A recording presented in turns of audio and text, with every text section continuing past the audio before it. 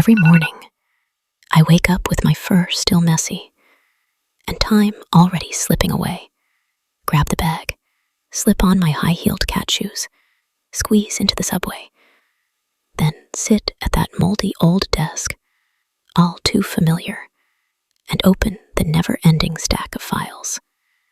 Smiling has become a professional reflex, sighing, the default background noise.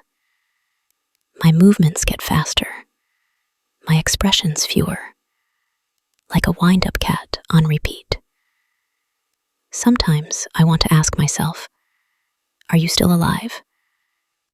But the voice is so small, even I can't hear it. Turns out, I'm not really living. I'm just running.